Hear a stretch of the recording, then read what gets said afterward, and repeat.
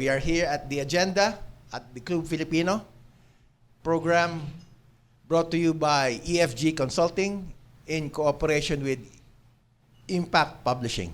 Magandang umaga po sa inyo lahat. Good day to everyone, those who are listening to our show here and abroad. For today's program, we have an interesting topic. This is about the West Philippine Sea. Previously, we had some speakers from the government,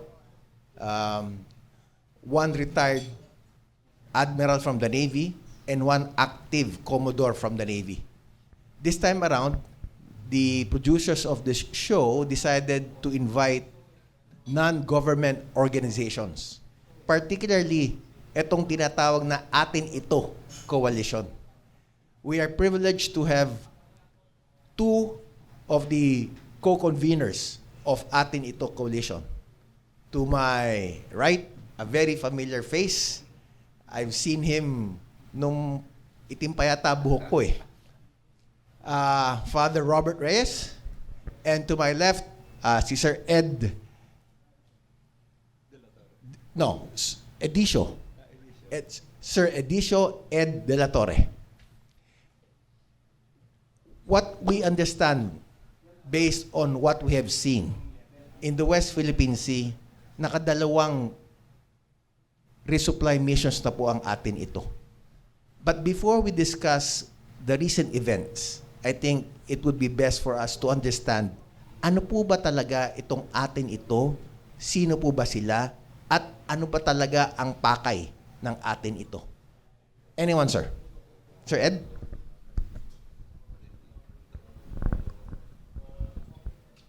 Mahirap ngang ikwento dahil hindi ko alam kung kailan nagsimula.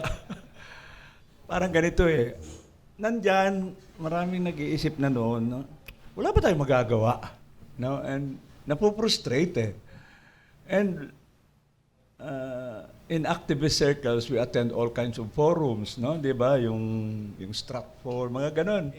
And in one of those forums, I met some people. Sabi, gawa naman tayo ng pwede natin gawin. Nagsimula lang ganon. Mga September 2003. Oh, this was 2023. okay. So last year, Last year lang. nagkita-kita lang po yung Kita lang mga... sabi, wala ba tayong magagawa? Ganun lang. Then sabi na, ay hindi naman pwedeng style activista na naman, magrarally. You'll get the same people gustong magrally. Let's do something different. Maybe ganun eh. So nag-iisip, ano bang pwede? Doon nagsimula isip, malapit ang magpasko. Ayun, nagsimula. Ibang klaseng activation. Christmas drive, siya namang mag-whole complain about Christmas drive lang. Tapos, pero nagsimula yun. Sige, mga Fisher Folk, frontliners eh. Tapos we had a special interest. Kawawa naman ang Coast Guard. Alam naman natin, ang Coast Guard medyo hindi nga kasama ng Armed Forces, medyo kawawa.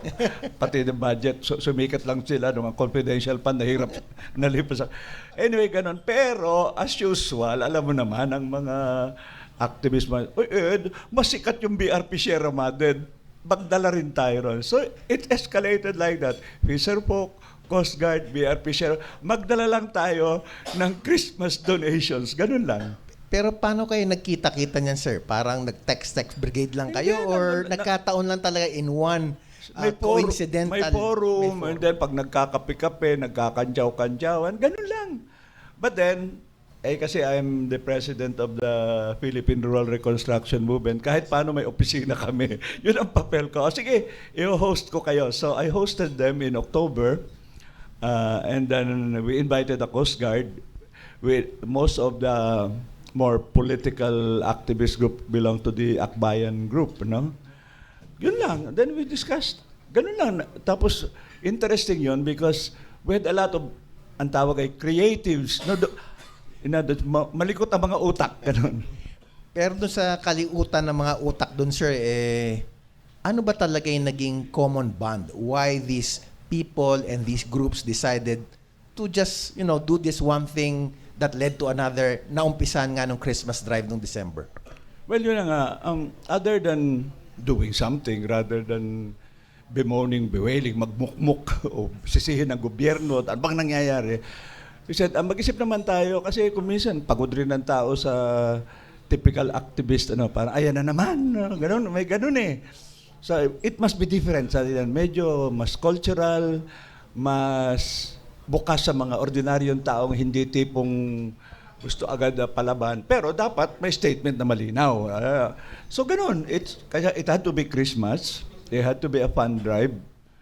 Tapos, we have to mobilize.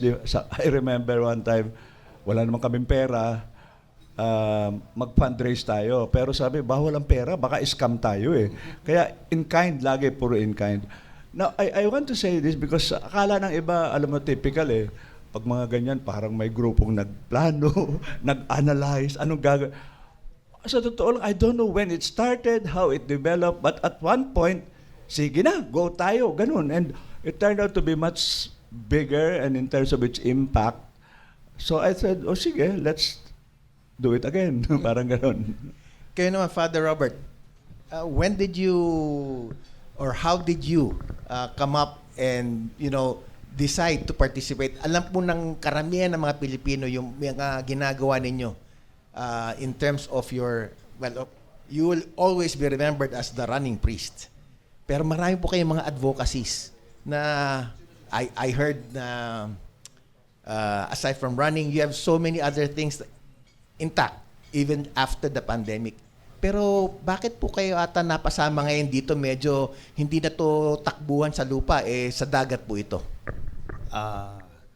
Yung isang malikotang isip, si Ronald Llama, sabi, sawa ka na siguro sa takbo, mag-swimming ka naman. Saan? Sa West Philippine Seas. Ganon. Anong kalokohan yan, Ronald? So he explained to me that they were planning a civilian mission, supply mission to BRP Sierra Madre.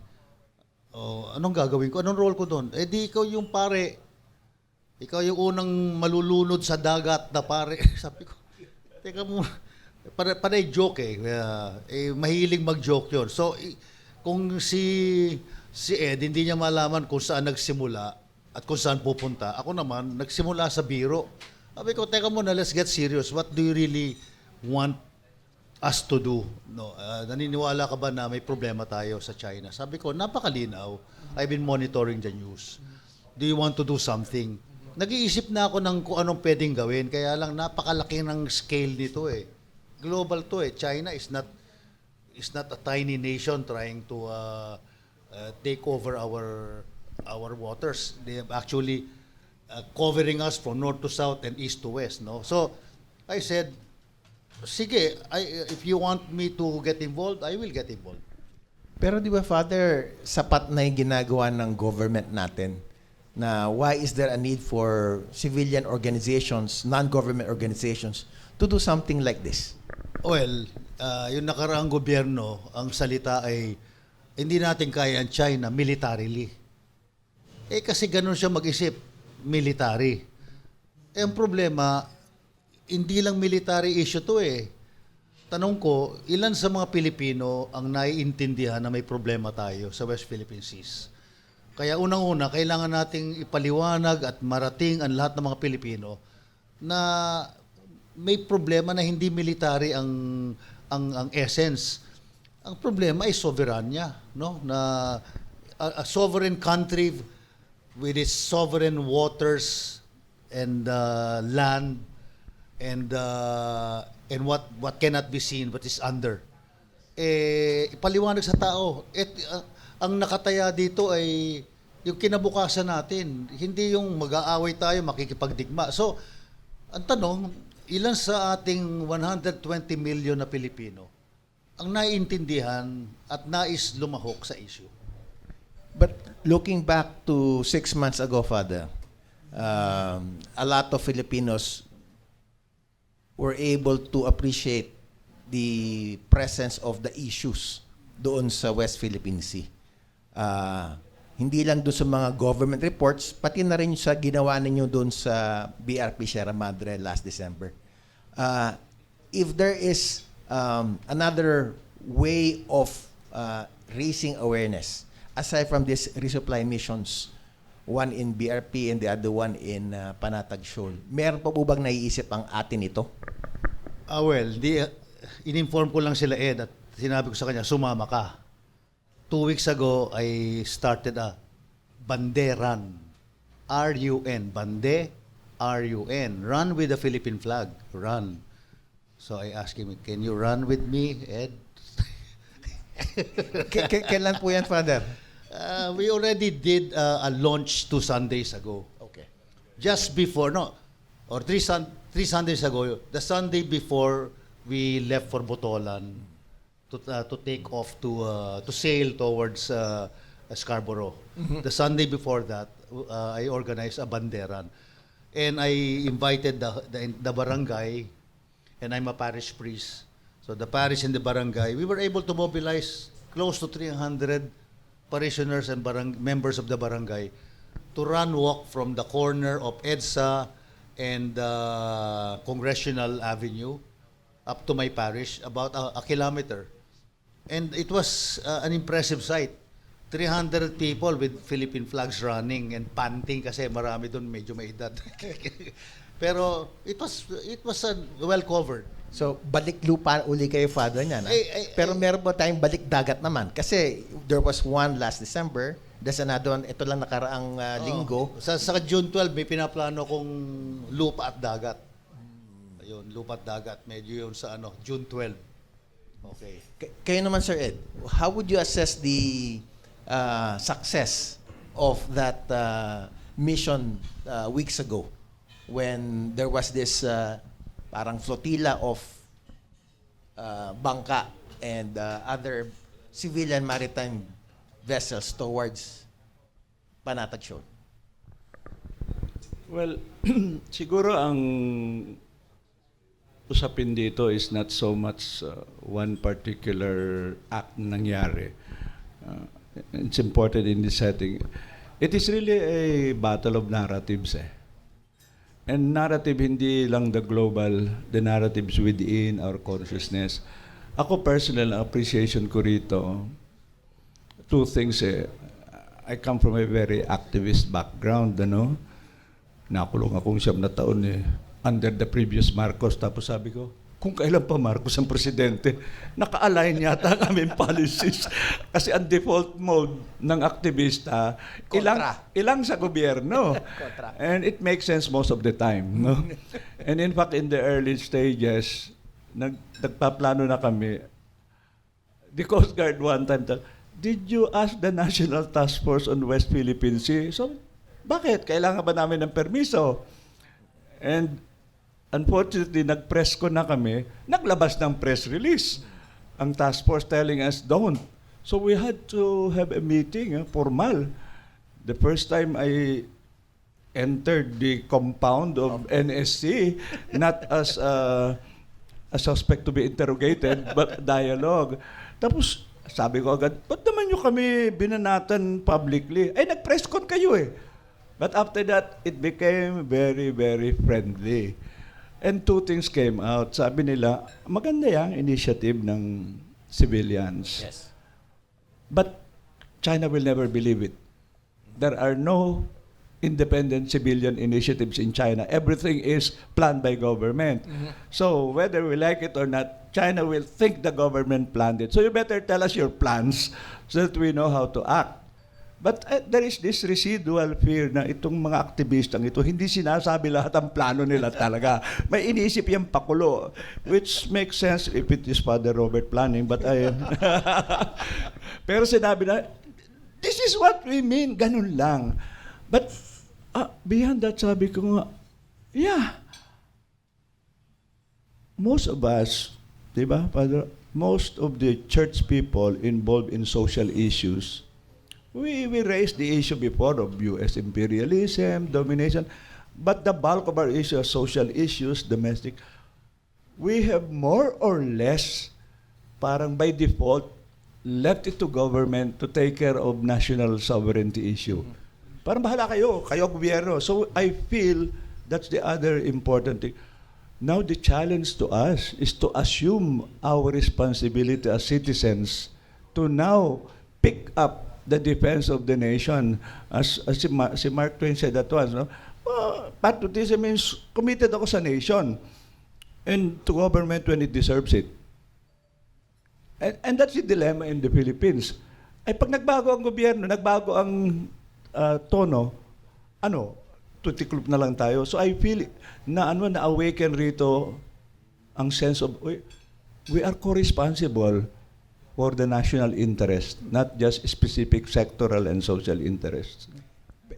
But Sir Ed, going back to that this one. series of activities na gagawin ng atin ito, do we expect more sea-based activities towards the West Philippine Sea sometime in the near future? Oh yes, I mean, hindi naman ito, as usual, alam mo, sa Pilipino, nagsisimula sa biro na naman eh. Sabi nila, kayo mga aktivista, masyado kayong preferential option for the poor, mga maliliit na mga isda. Sabi nila, yung mga husband namin may mga yate, pwede mo kayong magregata sa West Philippine Sea? Social naman, magdadala sila. Sabi, sige, para kayo ang unang maaresto ng China, mas maganda yun, di ba? Pangit pag puro maliliit ang aarestuhin. May 3 nagkumita, hindi ko alam kung matutuloy yun. Pangalawa, more important, this came from Masinloc. Sabi ng mga mangingisda, wala, bagsak na talaga ang kita eh. At ang mga commercial fishing boat na merong capacity, they also put up payaws, yung fish aggregating devices where they can harvest. Pero the small ones have none. So that became part of our... But hindi tayo magsimula other than the mga mission bigay. Baka those who are willing to, but we have to think, komplikado. Why don't we launch a campaign to adopt a payaw for small fisher folk? Narinig ko na nga po yun sa balita, pero Sir Ed, yung bang payaw affordable na tipong pwedeng maibigay kung sino-sinong Pilipino? Or ito medyo may kamahala na hindi kaya ng ordinaryong Pilipino? Yun na nga nakakabigla eh. Nung una ka na ganun lang? 150,000 lang? Kasi floaters, mga 10,000. Tapos sinkers, ang pinakamahal, mga nylon ropes. Put together, 100,000 to 150,000. But that's, what about the organization of fisher folk? Yes. Sabi na, paano yung monitoring yan, yung gasolina, maraming bagay. And I don't know whether it's the Chinese or the rivals, yung iba pinuputol lang ropes. So, tapos, kakatawa nga, nagsisimula pa lang, binanata na agad kami ng ilang mga environmentalists. No, there's not enough fish. Maglalagay pa kayo ng payaw. Pwede ba naman? Totoo naman. Pero hindi naman ang maliliit na mangisda ang nag-o-overfish. Yung commercial fishers, yung banata nyo. The trawlers. Saka, wala pa naman. Iisa pa lang ang payaw na kuminsan yung sense of proportion ng mga tao. Pero sa akin, alam mo naman, Brother Robert, tayo naman ay tumatanda na napapagpatawad na natin yung hindi natin maintindihan. But yes, at one level, 150,000 pesos together with other expenses, maybe a group, yung 100 members ng Masinloc Fishers Association who joined the regatta. Sabi na, kaya namin i-manage yan. And because of that, our income will increase, no? You know, the other thing that struck me, talking to the leader, matagal kami nag-usap, sabi niya, pagbagsak ang kita ng individual household fisher folk, hindi na sapat. A lot of their wives have gone abroad, OFW. I said, maibalik natin ito, babalik rin yung sila. they'll take care maybe of marketing. So it is, in terms of parang, let's call it a package na kung 150 plus another 150 for capacity building, monitoring and all that. We do not want to fix it too soon. Pag-aaralan pa, including baka naman talagang overcrowded na dyan. But ang habol naman namin, not in the municipal waters. In EEZ, statement mo sa EEZ, Yes. sa EEZ. And there are payaws there. We actually you stopped at one payaw, hindi ba doon kayo nagsimbada? Ang raming nahuli, di ba? Oh, yeah. That is yung payaw na yun. Mga ganun lang yun. Mga 150,000. And when will atin ito start that campaign of asking contributions to have a payaw? First of all, we have to solve saang bangko dadaan. Maamla ka pa. Pangalawa, sensitive. Once nagsimula kang mag-raise ng funds, may sasakay. And that's why we were so careful before, in kind na lang muna. But this time, siguro, not in general lump sum, kundi, let's call it, payaw number 1. Sino ang dito? And before that, may kausap ka na dapat Fishers Association, sila ang magmamanage. So, yung accountability malinaw, hindi yung in general, marami pa yung pamigay. Hindi. I think we have to, as development workers, alam naman natin yan, you might have bright ideas, but the best is magsimula ka yung mga taong nangangailangan handang gawin ang kanilang responsibilidad at kayang i-manage yan. Otherwise, baka masira pa yung kampanya simply because of lack of planning. Hindi na pwede itong pa-joke-joke pa usap. Seryosong usapan na ito sapagkat now we have to address really a long-term issue. And that's our challenge. Pwede ba naman? Bakit naman yung for your own geopolitical whatever, why are you parang sinasagad na, sinisira ang corals, I mean, this is a common resource yan. Pwede naman kayo, hindi naman madamot ang Pinoy eh. But then we want to be co-responsible to managing our resources in a sustainable way, no? Yeah, well, kasama na yun. Matanong kita, Father Robert, medyo sensitive na tanong nga lang. Dahil given your participation in so many of these activities that, help raise awareness of so many causes, meron po bang kailangan pang gawin ang government to augment, to support, or to do anything else para naman bawat Pilipino maintindihan talaga ang issue sa West Philippine Sea? Dalawang bagay. Unang-una, kung pinoproblema natin yung kasaysayan at revisionism sa kasaysayan, kailangan ang gobyerno ipaliwanag ang ibig sabihin ng we being a peninsula. The Philippines is not only land, but 7,100 islands surrounded by water. Archipelago. Archipelago, Yes. Archipelago rather. And hindi ine-emphasize yan. At kaya palaging Luzon, Visayas, Mindanao, Luzon the mass of land, the land mass. Visayas 6 land masses. And Mindanao 1 big land mass. The land mass are in the land masses are in the middle of the sea. On this side, China Sea. On the other side, Pacific Ocean.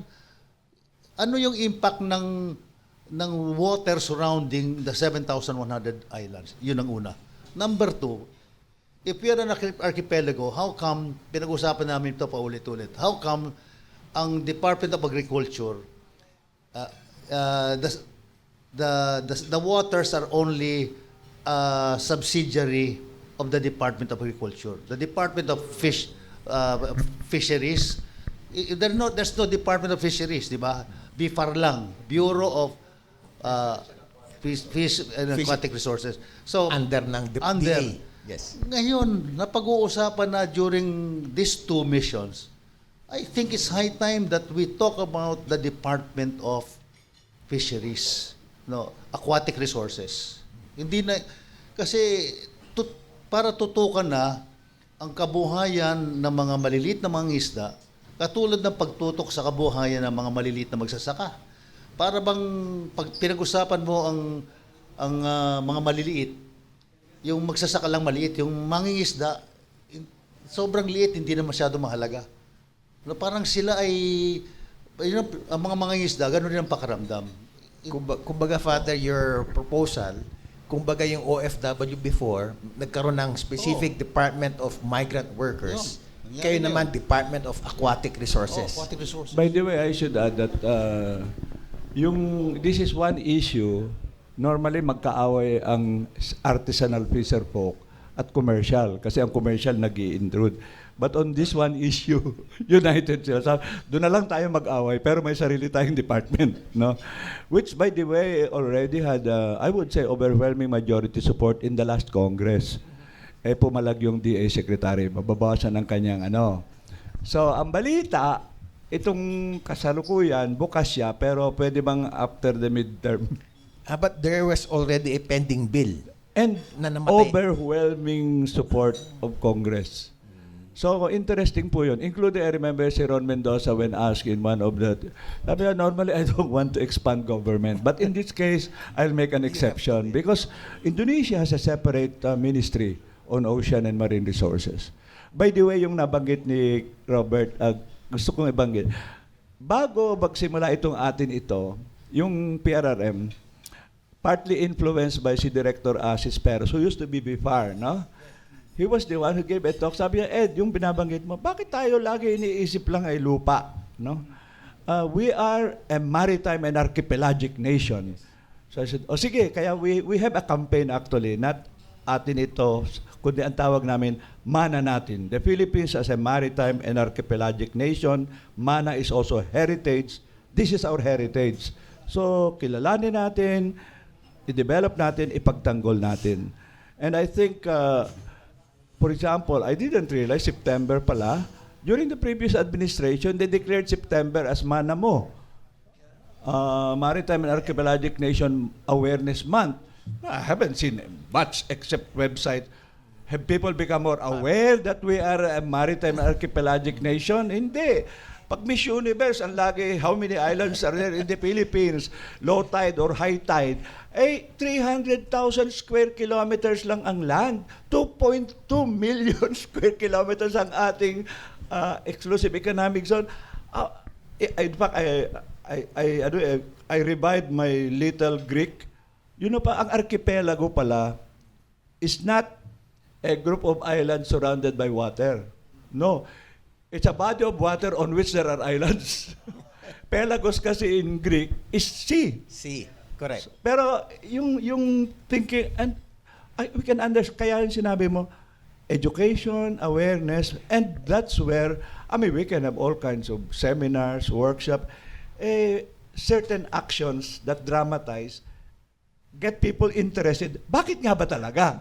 Bakit mahalaga ito? Karapatan ba natin talaga ito? What's there? So I think that's part of the role of government, but I think media practitioners, schools, and civil society, because mahabang process itong appreciation of what we have. Ay, sige sir. Dagdag lang kasi naalala mo Ed nung first civilian mission. Nung nagmisa ako at nakita ko yung mga Chinese vessels, ayan na. During my homily, ako nagsabi, kindly look to your left and to your right.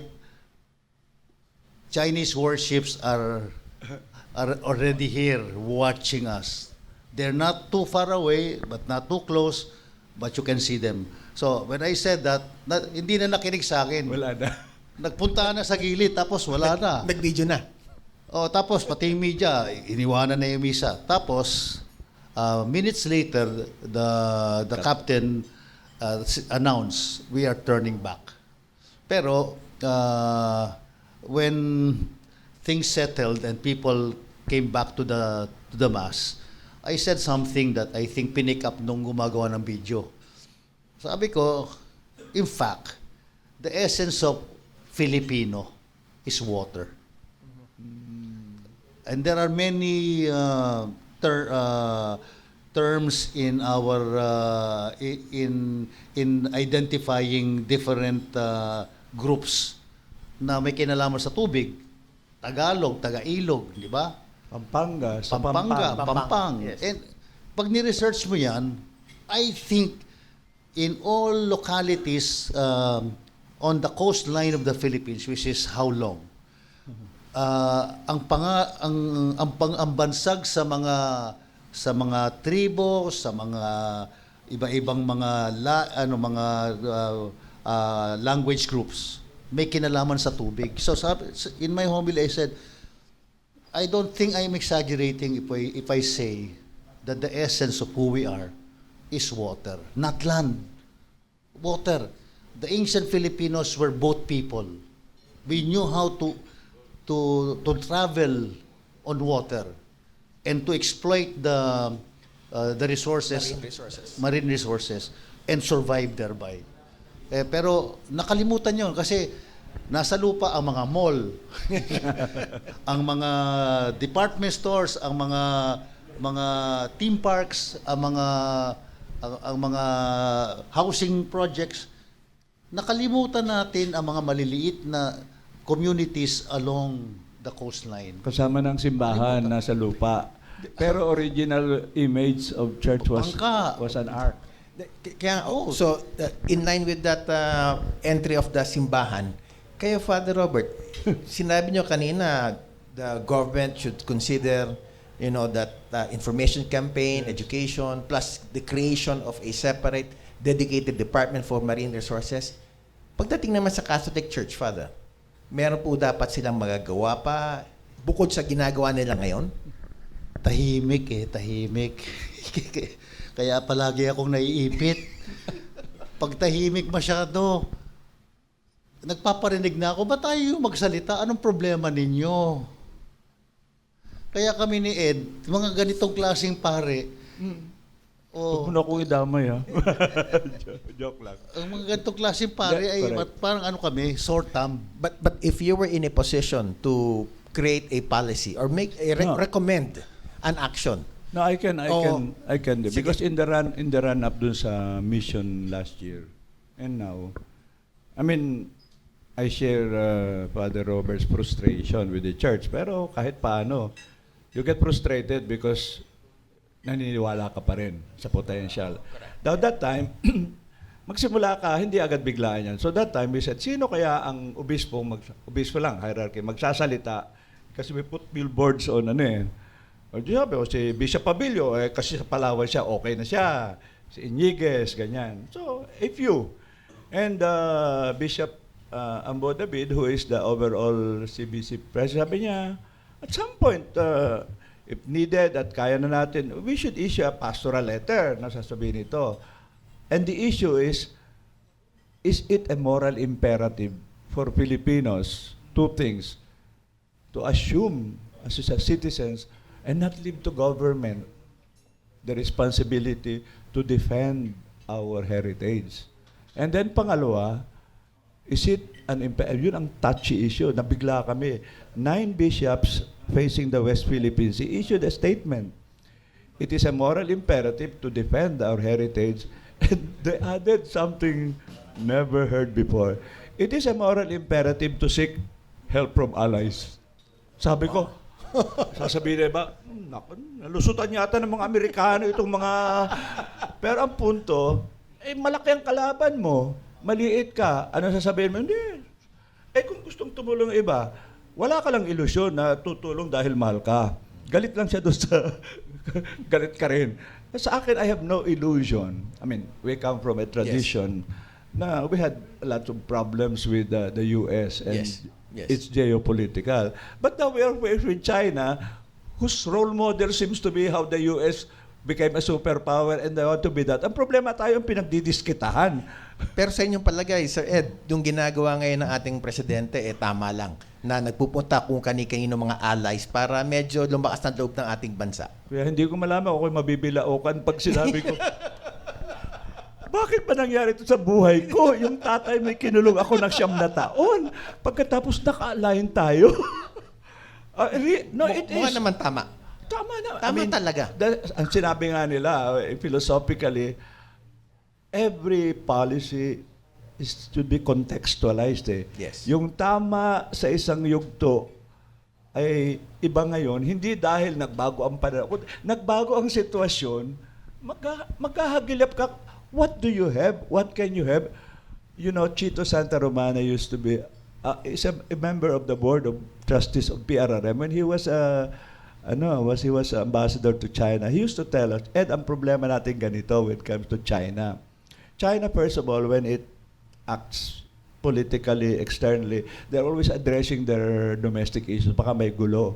But the big narrative ng Chinese government and the Chinese Communist Party, which really resonates among the people, is China is trying to assert itself after 100 years of humiliation from the Western powers. Sabi ko, okay, I sympathize. Ba't kami pinagdidiskatahan nyo? Kaya their narrative is terrible. Ang ginagawa raw namin, pakulo ng kano at kami mga stupid, naive, or worse, hired guns. Sabi ko, Of all bigyan people, kayo pa. Bigyan naman nyo kami ng respetong nag-iisip rin kami. We might be crazy, but it's our own craziness.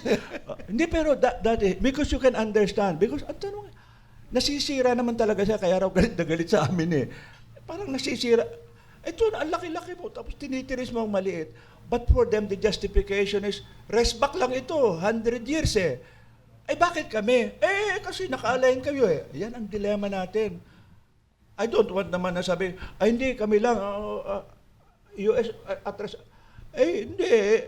Pag ikay binubuli, welcome anyone who helps for their own reason.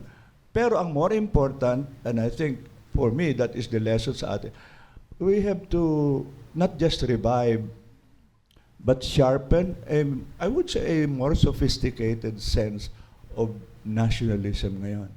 Hindi na ito simple, sumunod ka sa isang supreme leader or whatever. We have to assume our responsibility to build a nation from our diversity against the challenges of the world and seek help from all quarters, including China if there are reasonable people there. But as of now, unfortunately, we are at stage na mukhang kontra ang ating posisyonan. Dagdag lang, no? Sige, Father. In 2006, I lived in China. I live in China. Mga ilan buwan kayo doon, Father? 1 year. Tagal. Okay, so, and I was in touch with my students who were struggling with Western cultures kasi and Western values dahil may social media na. Nada-download nila lahat, napapanood nila lahat. Tapos, pero yung bansa nila ay hawak sila.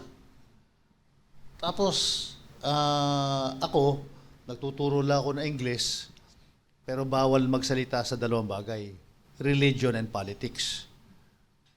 And doon, bawal magreklamo, bawal mag-organize, lahat bawal.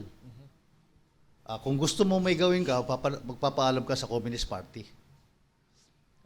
Ngayon, nakikita ko, walang civil society ang China. Wala. Everything is an emanation from the state. From the state. Ito yung value nitong initiative na ninyo originally, Ed, na ako ay biniro ni Ronald, ngayon naging bahagi na ako dito. Palakasin ng civil society. Sa totoo lang, yung mga NGO, people's organization, maliit na portion lang yan ng civilian population. Pero the civilian population in our country is so diverse, so divided, so driven by different forces, political and otherwise, na you cannot talk about civil society as a clear entity, as one in the Philippines. So perhaps that's what we should really keep pushing for. Na when you talk about sovereignty, it's not government, but it's the civilian population, the civil society that is working for it and fighting for it. Father Robert, itong atin coalition is composed of how many civil organizations na po ito? Well, alam ni Kasi- Ed, originally ilan, Ed? Yan nga, hanggang ngayon, hindi namin alam kung ilan eh. Kasi But originally, nagsimula tamo na, PRRM, nahatak agad, no? And then, Akbayan, as a political party. But then, meron rin NGOs related to Akbayan, yung Karet, tapos 2 National Federation Rural, no? PKSK at saka Pakisama. And then, Student Council Alliance of the Philippines. Medyo malaki mga kabataan. Pagkatapos, interesting, sumali originally ang Ram at Magdalo. Wag raw lang paglapitin sa mesa. Hindi, ganun. Okay. Kasi iba-ibang opinion, Yes, pero yes. pag disunited, no? Okay. Pagkatapos yan, church groups come in. Ang dilema nga, gusto naming sumali. Paano? O nga, paano gusto sasali? So yes, we encourage people. okay, siyempre parang may brand, sali. Pero sa totoo lang, you can take initiative. Wala namang monopoly ito. But if you want to join, normally, as of now, dalawa ang key communication points. Yung PRRM at yung Akbayan. But otherwise, beyond that, marami na. Like, sa send-off natin sa Masinloc, may new political party, yung Bunyog, pagkakaisa. Yung yung kanyang chairperson ay vlogger, ang pangalan ay Enzo Recto. Sila ang nag-send off. So I said, yan, siya na, pakakala nila, puro Akbayan project. No, bukas sa lahat ito. Ang question lang is, well, ang hirap mag-manage ng a variety of ano. It's a happy problem, Sir Ed.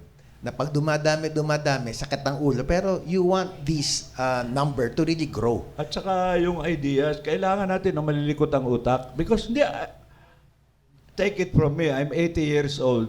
Kailan ba ako nagsimulang mag-aktivista? Siguro mga, ako'y naging pare 68 eh.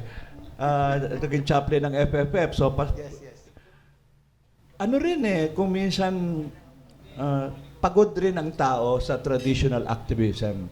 Yung puro away palaban. Kailangan yan. Naghahanap ng ibang way na ma-harness ang energies nila that can be critical, isyong estate, pero may resultang positive.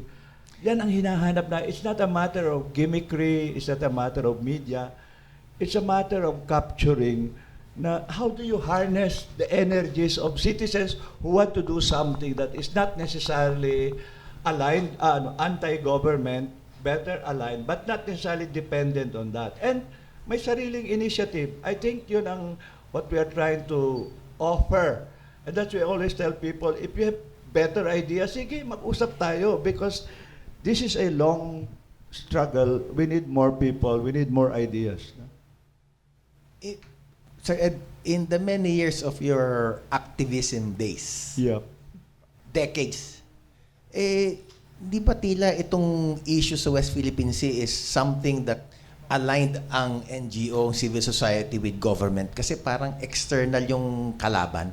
Or have you encountered anything similar na, kumbaga, dapat lahat ng Pilipino hindi na magtalo rito eh. Parang it's a no-brainer, ika nga, sir. Yeah, no, it is because, di ba, there was a time when at the height of ideological campaign on globalization, they saw nationalism, pase na yan, or worse, conservative, or worse, will be hijacked by populists and demagogues and authoritarian pa, parang anti-democratic. And that might have been true. Nagbago ang sitwasyon. Unang-una, sinasabi ni Father Robert, we tend to think of the Philippines as a nation. We're a very young nation. No? Secondly, there is a need. I tell that to the security forces because making up for my years of rebellion. Sabi ko, peace ha, tanggap ko na dati mea culpa kami mga aktivista for a while. Sabi namin, hindi namin problema ang national sovereignty. Bahala kayo dyan, tapos i-criticize na pag hindi yung ginawa. We'll assume our responsibility. But again, our demand, wag naman nyo kaming hawakan lang gamitin. We assert our democratic right to disagree. But on this issue, sabi ko, it's rare. Buti na lang bago ako mamatay, nagkaroon ng isa na nagkakasundo. And I want to say something. It's from a totally, I was in exile for a few years in Europe, and I got in touch with what they call in Denmark the folk high school system, a people's high school. And a key figure that was a Protestant pastor called Grunewig, he was the kind of the father of the Danish nation. And he had an interesting writing that I want actually to write about. Because anong nangyari, Denmark, nakuha ng Germany yung southern part. Oo. But siya, because he's a poet, philosopher, he said, okay, but ayusin natin internally sa Denmark yung ating sense of big Danish culture and all that. And he had an interesting phrase, outer loss, inner gain. Outer loss, inner gain. Now, of course, doesn't mean i-give up mo na lang. Pero Yes, there is a loss of land, inner gain. Now, may materialist interpretation ng inner gain na wala yung lupang yon, i-cultivate natin ang youth land para yung ating. But the deeper one is yung sense natin now as a nation, palakasin natin kahit nawalan tayo pa by real politics. I want, ang hirap yata, baka sabihin, ginigib up mo naman. Pero sa totoo lang, there is right now a loss. Yes. China is effectively Controlling, Controlling. a significant part of So that. ang point ko Yes. is, okay, we assert that, but what is the inner gain that we should build up? Because pag alam mo naman, Pinoy, pag ikaw ay tinitiris and all that, mag-aalma yan, magngingit-git ng konti, pero mamaya mabuo at mamaya, sige na, pre, alam mo, kahit may problema tayo, united muna tayo rito ha. That, interestingly, China doesn't realize they are actually providing an interesting and positive stimulus that we Filipinos will say, sige, we still have problems. Pero ilagay natin sa priority ha. Huwag nating i-maximize yung ating differences, but we don't deny them. Let us maximize our unity. And vis-a-vis government, ganun rin ha. Peace tayo, may problema pa tayo, pero sa isyong ito, magtulungan tayo. I think that for me is a welcome, rare opportunity. Let's maximize it. The inner gain is that polarizing factor that all Filipinos will now unite and have that greater sense of nationalism. Before I turn on to media for questions, one last question lang para sa inyong dalawa, sir. Ano po ba sa tingin yung end game? Number one, ng atin ito at saka ng issue sa West Philippine Sea. Kaya Father Robert, what do you think, what can atin ito coalition and all the other civil society can do, must do, and will happen? Lahat ay nangangamba na baka magkaroon ng giyera. Yan naman yung takot ng. Kaya pagdating sa mga taong simbahan, they want assurances from me that I am not fomenting war. Sabi ko, hindi ako war freak. Ang aktivista hindi war freak. Gusto lang namin na makita nyo yung issue at tumugon kayo ng maayos. At hindi lang ako, kundi lahat tayo. Kaya yung nilaunch namin 3 weeks ago, yung Bandila Kandila. Yung Bandila Philippine flag, pagmamahal sa bayan.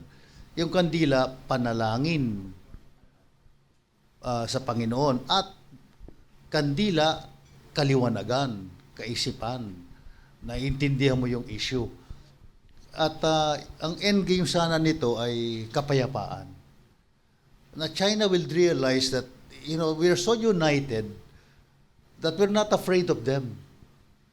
We're not afraid of their weapons and their warships. And look at what happened in the last civilian mission. 5 pangulong, 100 mangingisda sa likod, ang liliit, tapos 40 Chinese Coast Guards and warships around us na ang lalaki.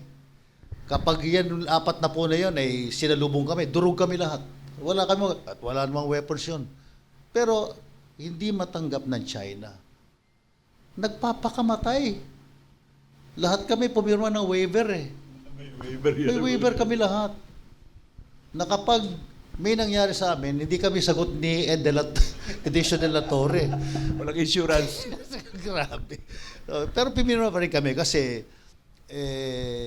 naniniwala kami na handa kaming itaya ang buhay. Ilang mga karaniwang Chinese citizen ang gustong gawin yan na dahil mahal nila ang China. Pero bawal. Hindi ka pwedeng manindigan sa katotohanan at sa mga bagay na hindi pinahihintulutan ng Estado. Kasi katotohanan, katarungan, human rights, these are concepts that are Western. So therefore, has no usefulness, no utility to China. But to us, these are not Western concepts. These are Christian, essentially universal, and also Christian concepts. Na ang tingin ko, ang end game nito, para sa simbahan at para sa ating lahat, magigising na ang ating palang bansa ay kailangan ipagtanggol at mahalin. At yung tinatawag ni Gandhi na satyagraha, no? Yung pamamaraan na mapayapa, totoo naman eh. You can actually accomplish something without destroying anything. Okay, so ang endgame, there will be peace. And sovereignty will not be just a concept, but something very real, something that we feel and see. We feel with our hearts and touch with our hands. We touch the soil, we dive into the water like I did, and almost did not come out of it. And sovereignty is our land and our water and our people. At namaramdaman yon. At hindi na yung mga kung ano-anong mga kinahumalingan natin na hindi masama, like Taylor Swift and mga Korean pop. Medyo balikan na natin what makes us who we are. Nice. That's summary. May dadagdag kayo, Sir Ed. Ang kanyang endgame ni Father Robert is nationalism. Gusto ko will lang lead to love of i-reinforce country. yun. Ang dilemma nga, syempre sa atin, iba-ibang opinion. And may tendency yung iba na, I would say, basically, hindi na honest, kundi talagang parang malicious ang bumabanat sa atin. They want to say na, kasi kayo naman, nag-i-increase kayo ng tension, totoo, in the sense na i-increase ang tension, pero hindi yun ang intention. Sabi nga namin, peaceful nga, peace, sabi nga namin, sana magdala tayo ng mga Mandarin speaking para sabihin pag nag-challenge, no? Pero, well, the reality is, even governments, even in postures of confrontation, they also do other diplomatic channels. Who likes war? Except maybe those who intend to profit from war, no? But us, we are looking for peace, but just as in the activist movement, naghahanap ka ng peace na hindi mo naman sacrifice ang justice, ang rights. How to do that, no? I mean, very quickly, PRRM, Philippine Rural Reconstruction, the idea started in China. In 1936, James Yen, a Chinese national, a scholar in Yale, went back to China during the time of the Civil War, Kuomintang and communists, and said, the rural people are... So he started the concept of education, health, livelihood. According to one story, I don't know if it's true, but it's a nice story, when he was training young people from the urban areas to go rural, even Mao Zedong raw attended one of his workshops. And I think tama yung quote na he said, too slow, revolution na lang. Eh nanalo si Mao. Kaya si James Yen had to leave China. And went to started Taiwan muna. Okay. Look, and Magsaysay had just crushed the Huk Rebellion. And so Magsaysay reached out to him. Rural reconstruction started, ironically, as a post-counterinsurgency to prevent future rebellion. So ang point ko is, we reached out because later there is a new rural reconstruction movement in China, considered by the Chinese Communist Party, not independent but not quite dissident. And we are reaching out to them. Sabi, mag-usap rin tayo. Pero sabi na, Ed, hindi pwede pag-usapan ng politika rito sa amin. Ako sa amin pwede. So what I'm saying is, even while we assert our right, maghanap tayo ng paraan because you never know where change will come. But it will not happen if you don't seek them out. And you start muna, what do you have and what you are ready to contribute. So, I tell people, PRRM, ano rin tayo, pwedeng tayo later ay people-to-people diplomacy, ha? Kung sakali, Pero wag naman magsisimula munang tayo mag-study mission, wine and dine tayo, madadali tayo tuloy na tayo ahente na ngayon na but we send young people to China. Yes. To exchange ideas, but the instruction to them, no discussion of politics. Yan ang dilemma natin. Politics and religion. Anyway, thank you, Sir Ed. Merong mga questions lang, no? We'll open the floor to questions from media. Hello po, good morning po. Steve Raz po from Radyo 630. Siguro po, reaction nyo po dito sa sinabi ni Senate President Chis Escudero na DFA na lang muna magiging spokesperson tungkol sa issue sa West Philippine Sea dahil usapang sibilyan pa rin naman daw ito at hindi pa gera at huling option na lang yung boses ng militar.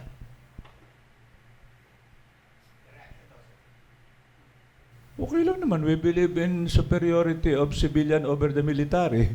Siguro sabi lang niya, huwag masyadong maraming boses, hindi malaman kung sino. But yeah, but that's, sorry na lang, non-government ako. Minsan lang ako nag-gobyerno. Masyadong magulo ang gobyerno, hindi ko malaman kung sinong... But formally, to avoid yung mga intrigang may secret agreement and all that, the formal voice of foreign policy other than the president is the DFA. So yes, better. Just make sure that the messaging is malinaw. Baka mamaya, huwag naman nilang kontrahin ang atin ito, ha.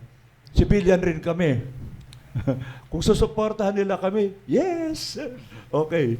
And more important, no, actually, I called our embassy in Beijing. Sabi ko, sabi la Ed, we are being recorded, be careful what you say. Okay lang. No, I said, look, even while we do this, and we will not stop this, I'm reaching out to anyone in China who wants to talk to us. Let's look for who likes war. We'll both suffer. So yes, our message is that. And if DFA does that and reaches out, exhausts all possibilities to lessen tension, achieve more peaceful relationship, basta not at the expense of principle and law and our rights. Pero sir, ramdam naman po ng mga mangingisda doon yung protection from the national government. Well, siyempre ang mga mangingisda, iba-iba yan. Yung iba, palaban rin eh. But yes, generally, what is the top goal of a government to its people is to provide security.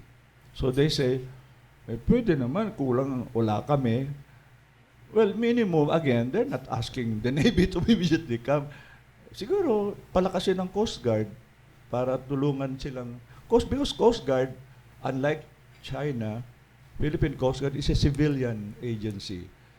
And its primary mission is to defend not just our territorial waters, our fisherfolk, and the environment. So I think, nung nangyari sa mission natin, no? Nung dumating yung Boracay, kasi nung una, sabi nila, hindi kasama ang Coast Guard para hindi sabi ng China, government, hindi pa may, pero sabi na, pero pag may nangyari, malapit-lapit kayo, ha. So nung lumapit na yon, nag-shadow yung China, nung nagpakita yung Boracay, malaking bagay, ha. Tapos may maniobrohan eh. Kaya I think within the limits of what's possible, all government initiative to exercise its responsibility to protect the safety of our is important po. Last po, ano po siguro yung mangyayari pag may napaulat na may nahuling mangingisdang Pilipino doon sa West Philippine Sea? Yeah, mabigat yan. Sabi ko nga, magtatayo na ng bagong task force detainees, ano? Pero ang special task force detainees, ang problema kung saan sila ikukulong eh. Kasi detention without trial for 60 days, ang bigat ha. Ang bigat.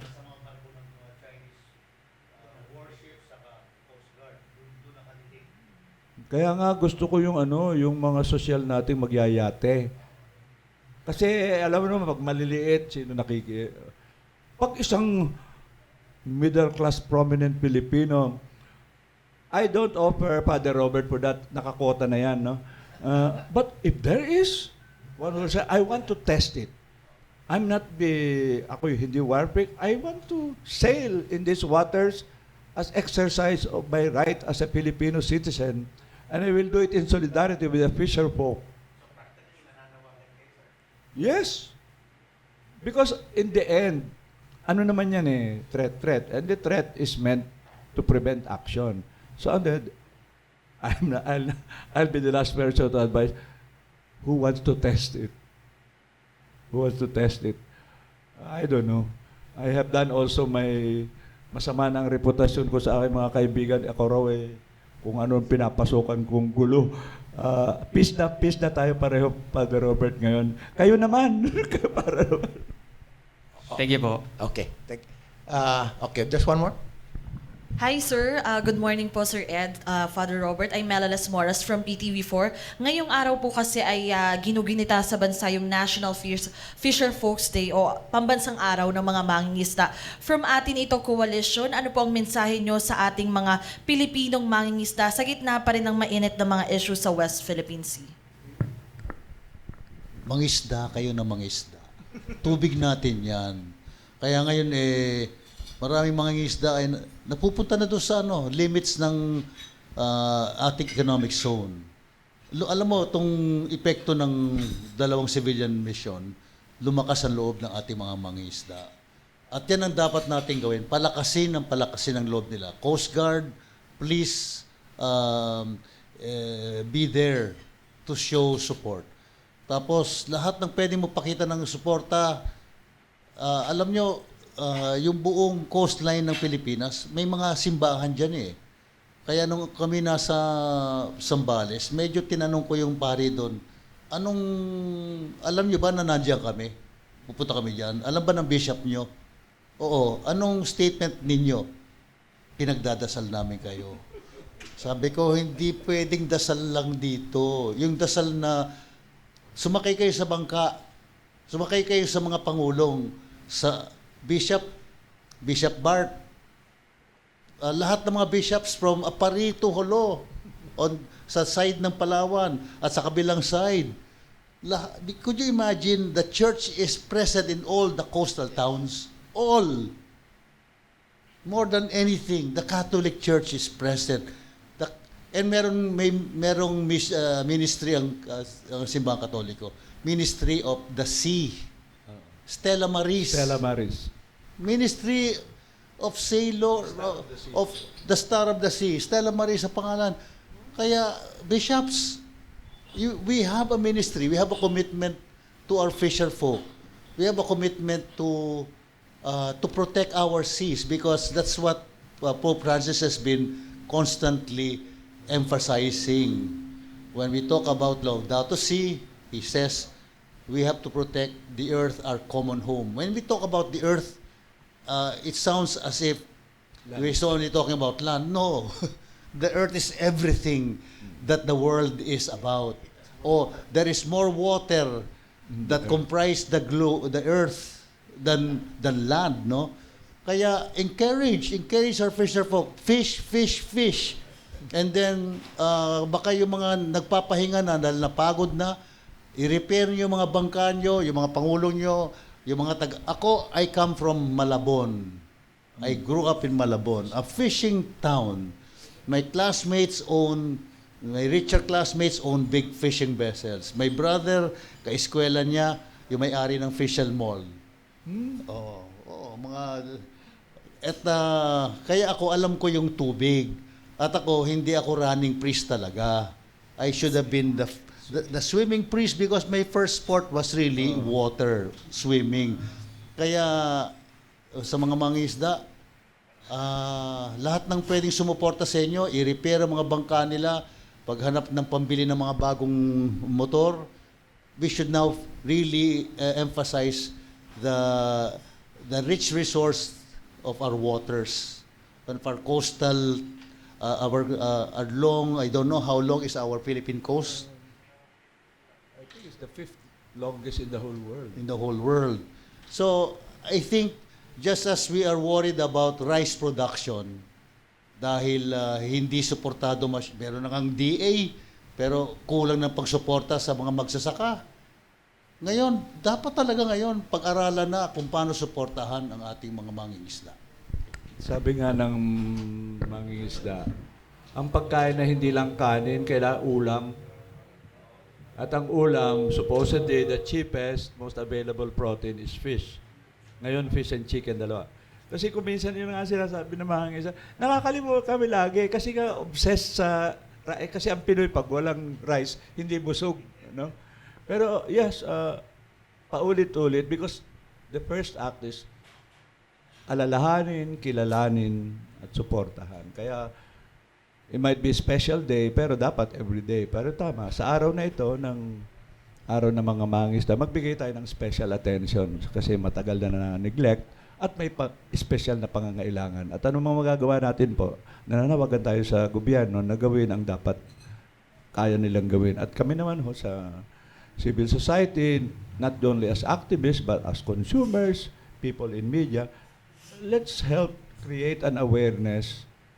Hindi, I always, my attitude ko lagi, the activist in me comes out, we do not look at our fisher folk as objects of pity.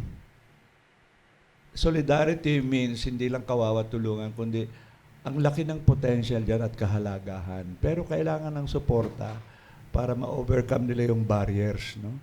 And I think on this day, parang special commitment, special pledge na tulungan sila, makipagtulungan, sapagkat kailangan natin sila. Anything else? Meron pa. Okay. Sir, good morning. I'm Nino from Hataw. I would like to get your reaction dun sa gustong impose ng China na fishing ban, especially yung sakot ng economic ng Philippine zone. So, any reaction for that? Well, fishing ban in general is a global practice. No? Kahapon I was facilitating a forum yung taga Honduras, sabi lang may 90-day fishing ban sila to regenerate, no? Kaya ang tanong na lang is, during that period, paano naman ang susuporta ng government sa loss of income? Sa atin, may mga fishing bans inimpose noon. Naging controversial because akala na. But then afterwards, talaga namang after more or less 90 days, na bawal ang commercial fishing and all that, nakaka-regenerate, hindi nahuhuli yung maliliit. Ang next time na pwede na, 30% increase ang catch. But in this case, unang-una, may pagka-double standard. Pinifishing ban sa atin, hindi na walang fishing ban sa kanila tuloy-tuloy ang panlang pangingisda. Ano ba naman yan? No? Sir, what I mean is, ang mag-i-impose ng fishing ban within our territory is the China. Is it proper or not? And what should the government do for that? Naman, parang nagtatanong ka, rhetorical question yan. Yes, sir, anong dapat gawin ng government to stop that kind of imposition? Well, maraming dapat, pero that's the same dilemma we're in, no? Unfortunately, within a nation, you have a state that can enforce law. In the global community, there is no super state. So what happens? Superpowers dictate. And that is why sabi ko nga, kahit ilang ako po, maghanap pa ng katapat mo para mag-neutralize ang bawat isa. At ako, I come from a tradition, no? Activist tradition sa Pilipinas. Maoist China and revolution was our hope for an alternative global order that will more just, more humane. Problema yata. Ang sinusunod na model nito ay kopyahin yung pinakaayaw nating practice ng previous global superpowers, asserting that, sorry na lang, Pero, sir, power is right. Therefore, minimum, we should speak out. Do not let anything pass. So government should speak out. Secondly, protect in case talagang may hostile action. And beyond that, just keep talking about it because kahit paano naman, China, like any would-be global power, has to have the goodwill or at least a grudging acceptance of the world community. And not just the US or what. They need the trade, they need that. So, we should not just say, wala tayong magagawa. Hindi. Let's do what we can. Let's keep speaking, talking about our rights. We do it as peacefully and rationally as we can, but we cannot prevent being emotional about it. I really hope that this is not the first time that actually, gayon lang in-announce yan. May 1 pa nagsimula na yung fishing ban na yun eh. This is a response to nangyari. Pero sir, it would affect the supply of our fish sa bansa. Definitely. Pero alam mo naman, gagawin nating mga Pilipino. Malaki naman ito. Hindi naman ako mahuhuli. Sabi. Ang mga mangingisda natin, parang sinabi, mangisda kayo, pwede ba? Pero sabi, paano kami? Piyapiyansahan mo ba kayo pag kami nahuli? Ganun, Thank you, sir. We have one last questions for today. Yes. Yes, sir. Hopefully, last question. Sir, good morning, Ka-Edisio, Father Robert, our distinguished host. No? Sir, right now, there are two activities no, ongoing, not si Santos Sir for Impact Media. Ongoing activity at the disputed waters, no, militant group embarks with a vision, right? You had heard that. No? Then, a protest outside Malacanang ongoing, carrying the same issue right now ongoing. No? The question is atin to embarking again on another mission beyond the date specified by China that they would arrest those intruders, no? In the Philippine waters. No, that's sometime June, right? No, is there another plan for to beyond that date? Well, parang ganito eh. Definitely, there will be other actions within the year. When precisely, what form, pinag-uusapan pa because hindi naman hindi ganong kadaling planuhin yan because may bagong threat, may bagong ganyan. So yes, but as I mentioned earlier, we encourage different groups to initiate actions to peacefully assert our rights, to take advantage of what international law has granted us, that this within the exclusive economic zone claimed by China as part of their 9-dash line, we have exclusive rights, and we should be allowed to do that peacefully and without interference. Now, the harsh reality is China is asserting all kinds of actions, partly to some extent in response to what we have done. But what can you do? You do not control how other people act. What we can only control is what we want to do. And yes, there will be other missions within the year. We will not wait till next year. No? Abangan na lang kung kailan mag-a-announce. Sige, sir. Maraming salamat po sa inyong pagdalo, Sir Ed, tsaka Father Robert. Just want to perhaps condense lang yung napag-usapan natin. Maganda po yung sinabi ni Sir Ed na lumalabas, the possible outer loss will give us an inner gain. Yung inner gain nga, yung ating pagiging united, pagiging more nationalistic. And at the same time, yung message naman ni Father Robert, napakadali namang tandaan. Fish, fish, fish. At the same time, peace, peace, peace. So, yun na po. Maraming salamat po sa inyong pagdalo at dito po nagwawakas ang ating programang The Agenda at Club Filipino. Maraming salamat po.